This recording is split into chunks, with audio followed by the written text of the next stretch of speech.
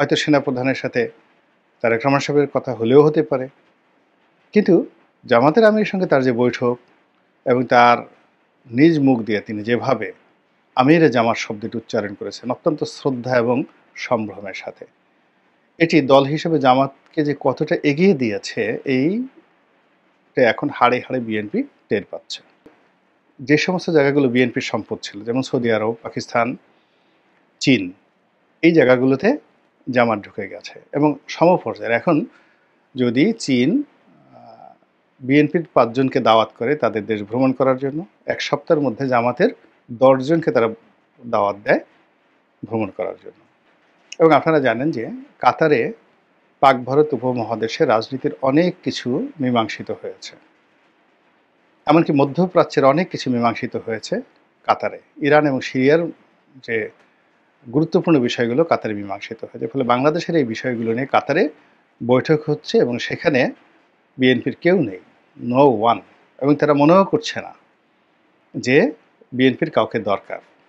প্রত্যেকটা লোক, সংবাদপত্রের আপনি গিয়ে দেখেন জামাত বিরোধী একটা শব্দ বাংলাদেশে কোনো পত্রপত্রিকায় আসছে না। এর কারণ হলো ওই জায়গাগুলোতে তাদের যে মার্কেটিং, তাদের যে ব্র্যান্ডিং, এই ব্র্যান্ডিং বিএনপির কেউ নেই, নো ওয়ান, কেউ নেই।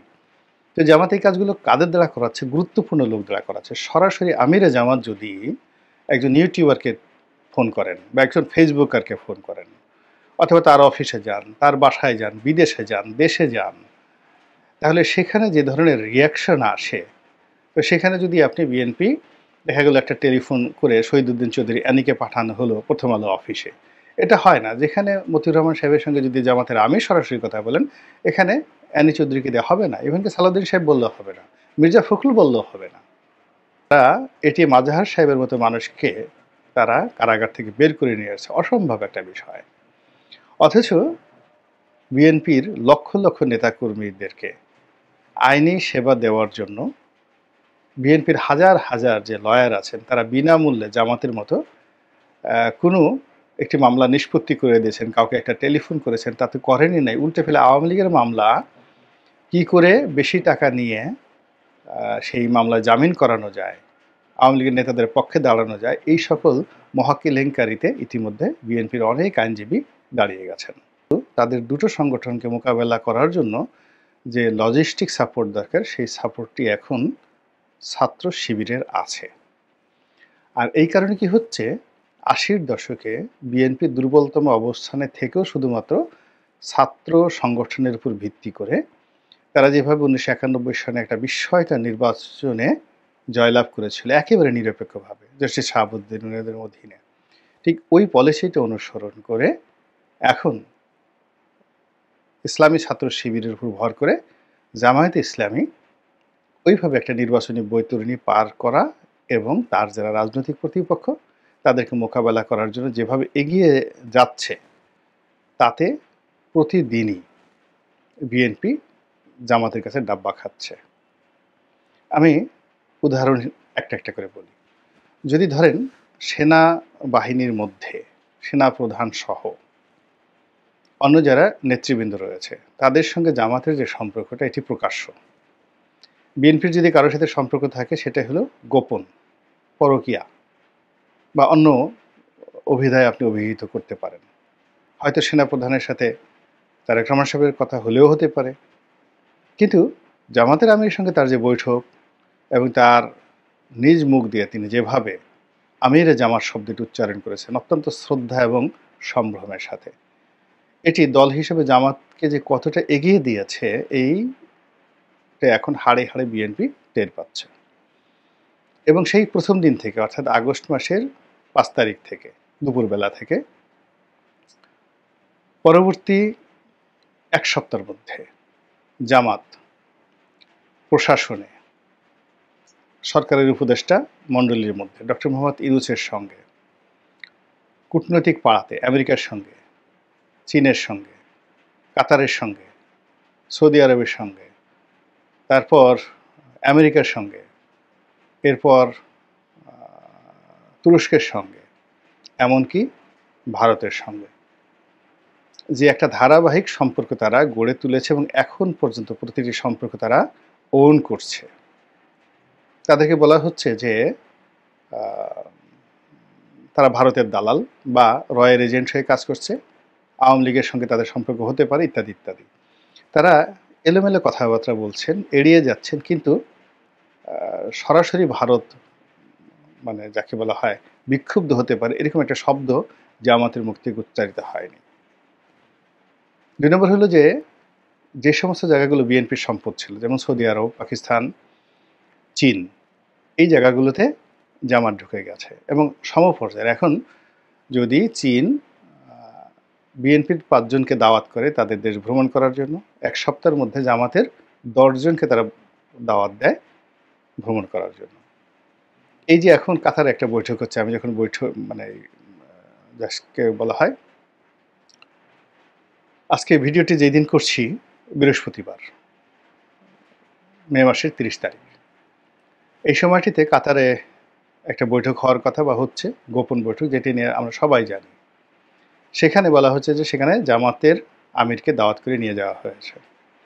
এবং আপনারা জানেন যে কাতারে পাক ভারত উপমহাদেশে রাজনীতির অনেক কিছু মীমাংসিত হয়েছে, এমনকি মধ্যপ্রাচ্যের অনেক কিছু মীমাংসিত হয়েছে কাতারে। ইরান এবং সিরিয়ার যে গুরুত্বপূর্ণ বিষয়গুলো কাতারে মীমাংসিত হয়েছে, ফলে বাংলাদেশের এই বিষয়গুলো নিয়ে কাতারে বৈঠক হচ্ছে এবং সেখানে বিএনপির কেউ নেই, নো ওয়ান, এবং তারা মনেও করছে না যে বিএনপির কাউকে দরকার।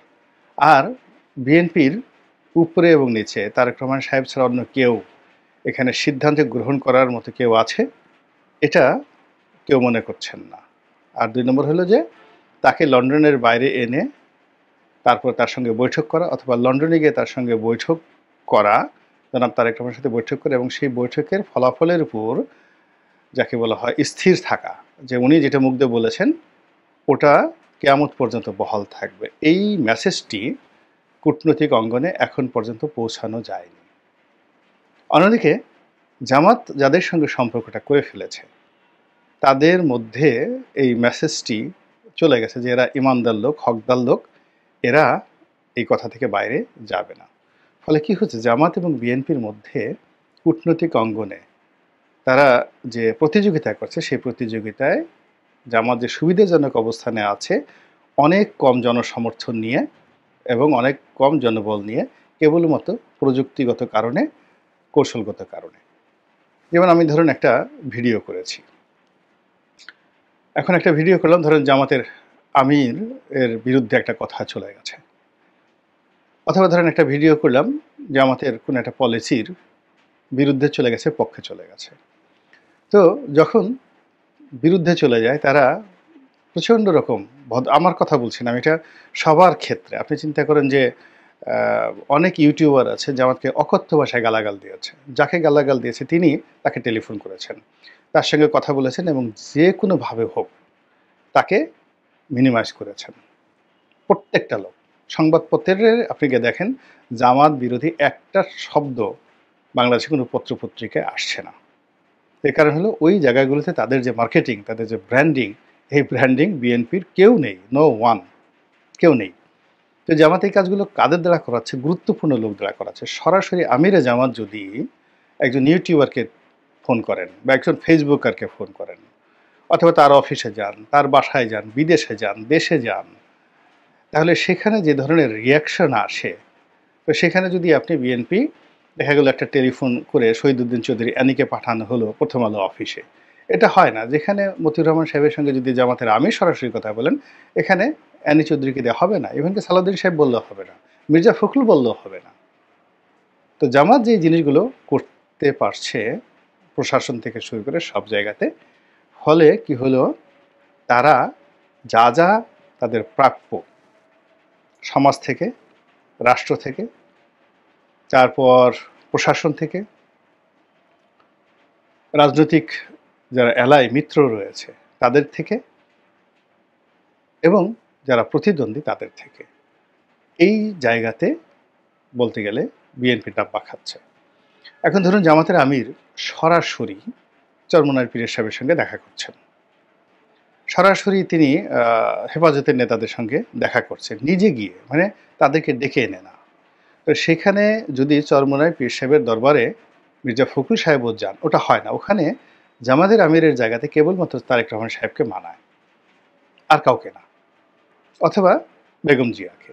কিন্তু এই যে একটা অসম যে যাকে বলা হয় একটা ফ্র্যাকশন হচ্ছে, এই ফ্র্যাকশনে বারবার শুধু বিএনপি পেছনে যাকে বলা হয় চলে যাচ্ছে। তারা এটি আজহার সাহেবের মতো মানুষকে তারা কারাগার থেকে বের করে নিয়ে আসছে, অসম্ভব একটা বিষয়।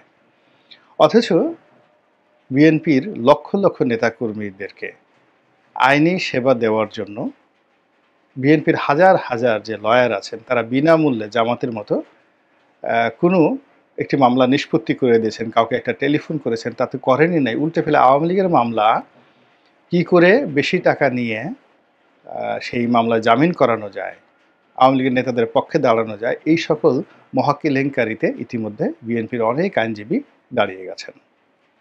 ফলে যে প্রতিযোগিতাটা হচ্ছে, সেই প্রতিযোগিতার ক্ষেত্রে প্রযুক্তিগত দিকে, অর্থাৎ প্রথমে ধরেন এই যে এখন সোশ্যাল মিডিয়ার যুগ, বিএনপির একজন খুব সমর্থক আমার ফেসবুকে আমার সঙ্গে সম্পৃক্ত আছেন, তরুণ সাংবাদিক, আমি এখানে নাম বললাম না, খুবই মেধাবী। একটা সময় আওয়ামী লীগ রেজিমের বিরুদ্ধে জনমত গঠন করতে গিয়ে একেবারে শীর্ষ ভূমিকা পালন করেছেন এবং সে প্রথম কয়েক মাস ডক্টর মোহাম্মদ ইউনূস এবং এনসিপি তাদের প্রশংসায় পঞ্চমুখ ছিলেন। পরবর্তীতে তিনি হতাশ হয়ে পড়েছেন এই ডক্টর মোহাম্মদ ইউনূস এবং এনসিপির কর্মকাণ্ডে, এবং তিনি বিএনপিকে সমর্থন দিচ্ছেন, এই মুহূর্তে সমর্থন দিচ্ছেন। তো সমর্থন দিতে গিয়ে তিনি বেশ আফসোস করে কয়েকদিন আগে একটা কথা বললেন, সেটা হলো এই যে তারুণ্যের যে সমাবেশ হলো, সেই সমাবেশ দেখে তিনি অভিভূত। তিনি বললেন যে এদের এই যে লক্ষ লক্ষ মানুষ, এদের কি ফেসবুক অ্যাকাউন্ট নেই, এদের কি ইউটিউব চ্যানেল নেই, এরা কি যা সেটা কমেন্টও করতে পারে না দলের পক্ষে, অথচ এদের চাইতে 10 গুণ কম জনসমর্থন নিয়ে জামাত পুরো সামাজিক মাধ্যমে যে রাজত্ব করছে, হাইপ তোলা এবং প্রতিপক্ষকে উলঙ্গ করে দেওয়া, সব কিছু তারা যেভাবে করছে, এবং এখানে আনকন্ডিশনালি, কখনো তারা কনফিউজড হয় না। যেমন ধরুন জামাতের একজন শীর্ষ নেতা যিনি ইন্তেকাল করেছেন, সম্মানিত ব্যক্তি, তার একটা টেলিফোন রেকর্ড ছড়িয়ে পড়ল, খুবই অশ্লীল অশ্রাব্য। ওই সময়টা তো এরকম ছিল না, সেই অনেক আগে তিনি তার স্ত্রীর সঙ্গে কথা বলছেন, এরকম একটা টেলিফোন, এবং তিনি তার এক প্রেমিকার সঙ্গে কথা বলছেন, খুবই সম্মানিত একজন জামাত নেতা। কিন্তু ব্যাপার হলো যে জামাতের কেউ এই কথাটা বিশ্বাস করেনি, এবং তারা যদি কেউ বিশ্বাস করেও থাকে, কেউ যদি এই প্রসঙ্গ আসতে, তো বলে যে না, এটা হয় না, ওনার দ্বারা এটা সম্ভব নয়। এখন ধরেন তদ্রূপ এই যে জামাতের যে সকল ইউটিউবাররা রয়েছেন, তাদেরকে নিয়ে যে সকল কেলেঙ্কারি ছাপা হচ্ছে, বলা হচ্ছে, জামাতের লোকজন কিন্তু তাদেরকে ছাড়বে না। বিএনপি হলে তাদেরকে দুটো লাথি মেরে কিন্তু তাদেরকে রেখে চলে যেত, জামাত তাদেরকে ছাড়বে না, তাদের পক্ষ অবলম্বন করবে এবং বলবে যে না, ঠিকই করেছে, বা এটা হতে পারে না। এই বিভিন্ন গোয়েন্দা সংস্থা, ভারতের রয়ের কাজ এটা, এটা ডিজিএফের কাজ, এটা গোয়েন্দা সংস্থার কাজ, তারা এই লোকদেরকে অপদস্থ করার জন্য এই কাজগুলো করেছে, পেইড এজেন্টরা এই কাজগুলো করেছে, তিনি আসলে এই কাজ করতে পারেন না। এগুলো সবই এখন তো এআই দিয়ে জেনারেট করে অনেক কিছু করা যায়, এবং এই কথাগুলো জামাতের প্রত্যেকটা লোক মানে সমস্বরে কথা বলে তাদের যে ইউনিটি যেভাবে রাখছে, বিএনপির লোকজন তো প্রশ্নই আসে না। বিএনপির যে কোনো লোককে আপনি যার বিরুদ্ধে যান আপনি লাগিয়ে দিতে পারেন, কনফিউজ করে দিতে পারেন, একজনকে একটা কথা আপনি বলবেন, সে মুহূর্তের মধ্যে পিছন থেকে চলে আসবে। তো এই যে একটা অবস্থা চলছে, এই অবস্থাতে যে প্রতিযোগিতা, সেখানে প্রতিদিনই জামাত এবং বিএনপি, এর মধ্যে বিএনপি ডাব্বা খেয়ে চলছে।